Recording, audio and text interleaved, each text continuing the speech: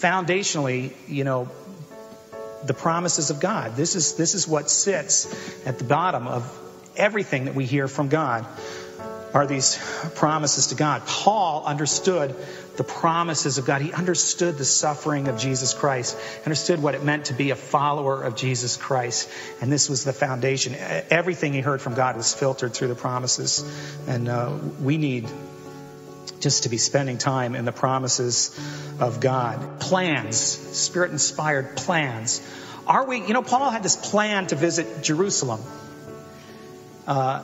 And that plan was inspired. It had a theological underpinning. The Gentiles were blessed. It's their turn. It's fair. It's their turn to bless the Jews. They got the blessing. Now it's their turn to give.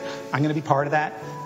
My ministry involves Jews and Gentiles. So, it means some travels. And I'm going to set my face to doing these travels, these Spirit-inspired plans. So what are the plans? What do we have planned for this afternoon? Next week, what are our plans? And does what sits behind them,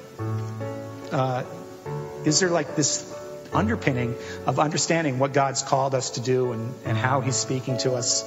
Does that sit behind our plans, I guess, and form some of the foundation? Because when it does, and the winds of adversity blow, and we're tempted to abandon our plans, it's something to hang on to. It's a foundation. We can hang on to that.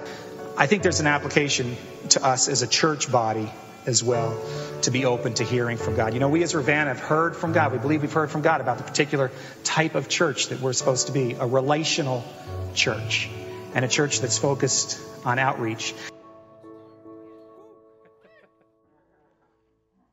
One of our early meetings, and we've talked about this before, and you'll hear it a lot.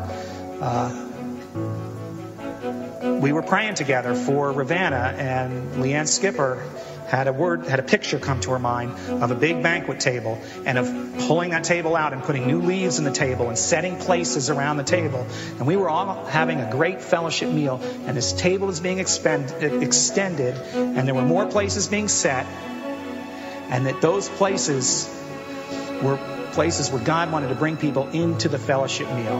And it was a picture of community and fellowship and outreach all at the same time. And that there are people that God in his sovereignty, there are elect. These empty chairs have names on them. And God has people he wants in these chairs to be part of our lives, not just part of our service on Sunday morning, but to sit around our tables and eat with us and share our lives with us. And this is what God's called us to be as a church. And when we heard that prophetic word, boy, it resonated. We filtered it through the promises of Scripture. There's lots of one another's in Scriptures that serve as the foundation for who we think we're being called to be as a church. There's scriptural reasons why we feel this calling to be a relational community church, to be small enough so that we know each other's names. We as Ravenna have heard from God. We believe we've heard from God about the particular type of church that we're supposed to be, a relational church, and a church that's focused on outreach.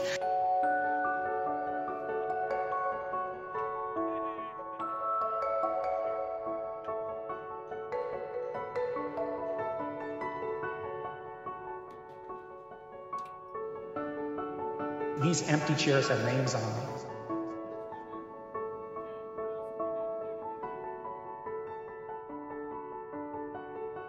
What are the plans? What do we have planned for this afternoon?